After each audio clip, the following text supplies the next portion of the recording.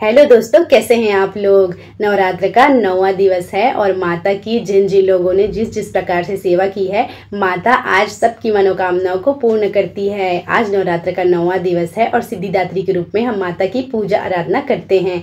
आज के दिन कन्या भोज भी कराया जाता है और जितने भी प्रकार के जो भी सेवाएं लोगों ने माता को प्रदान की है, उन सब सेवाओं को, उन सब प्रकार की चीज़ों से माता जो है ना, उनकी कामनाओं को पूर्ण करती है। सिद्धिदात्री माता का नाम सिद्धिदात्री इसीलिए पड़ा है क्योंकि वो जो भी मनोकामना है उन सबको पूर्ण करने वाली है। और आइए समझते हैं माता का स्वरूप कैसा है। माता का स्वरूप जो है ना, वो 4 भुजा धारण की हुई है, कमल पर विराजमान है और लाल वस्त्र उन्होंने धारण किए हुए हैं। माता सिद्धिदात्री अत्यंत ही दयालु हैं। यदि आप उनकी कथा पढ़ेंगे तो जानेंगे कि जिस जिस राक्षस को जिस जिस प्रकार से उन्होंने मारा है, यदि हम कोई भी प्रकार के संकट में है, यदि कोई जीव जंतु का संकट है, कोई जंगल में है हम लोग, या फिर हमें जीवन में कोई भी परिस्थिति में कोई भी प्रकार का संकट घेर लिया है, तो यदि हम माता का जब स्मरण करते हैं ना, तो माता आकर उस वक्त हमारी रक्षा करती है, ऐसा माता स्वयं कहती है। तो थोड़ा सा जान लीजिए सिद्धिदात्री माता के बारे में।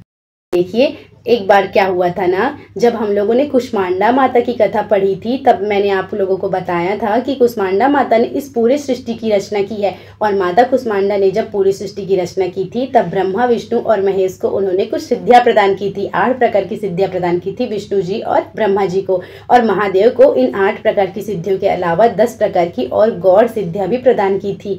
देखिए, जो जितना तपस्या करता है उसको उतने प्रकार की सिद्धियां प्राप्त होती है। तो महादेव को 18 प्रकार की सिद्धियां उनके तपस्या, उनके कठोर परिश्रम की वजह से माता ने प्रदान किया था। और इसी 18 प्रकार की सिद्धियों के बाद वो अर्धनारीश्वर रूप में बने थे और उनका अर्धनारीश्वर रूप में पूजा होता है। ये माता की ही कृपा थी। तो माता, हम सिद्धिदात्री से हम क्या शिक्षा मिलती है? हमें यही शिक्षा मिलती है कि जो जितना परिश्रम करेगा, उस परिश्रम के बाद अंततः उसका फल बहुत ही अच्छा होगा और उसको वो चीज़ अवश्य माता प्रदान करती है जिसके लिए उसने परिश्रम किया है।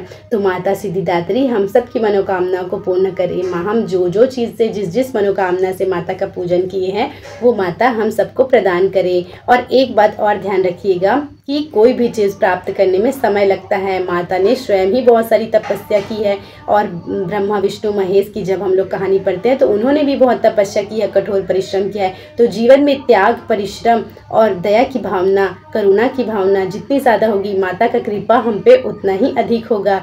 और माता तो बहुत ही कृपालु है, वो सब पर कृपा करने वाली है। तो इस नवरात्र पे माता सिद्धिदात्री की हम लोगों ने पूजन किया, आराधना किया और आप लोगों ने मेरा साथ दिया मेरी कथाओं को सुनने में। तो आप सबका बहुत बहुत धन्यवाद। जिन ने मेरी वीडियो को देखा और लाइक, सब्सक्राइब किया, सबको बहुत बहुत धन्यवाद।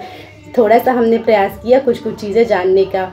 तो इस नवरात्र एक बात और हम ध्यान रखेंगे कि माता को हम लोग भूलेंगे नहीं। किसी न किसी रूप में माता हर वक्त हमारी रक्षा करती है, चाहे वो माता अन्नपूर्णा के रूप में हमें भोजन प्रदान करती है या फिर उन बुरी शक्तियों से माता काली हमारी रक्षा करती है। तो माता अत्यंत ही दयालु है। उनका ये 9 दिनों का 9 रूप यही हमको सिखाता है कि वो सदैव ही हमारे साथ है शक्ति के रूप में, और शक्ति जब तक है तभी तब तो हम हैं। ये बात तो हम अच्छे से जानते हैं। तो बहुत बहुत धन्यवाद।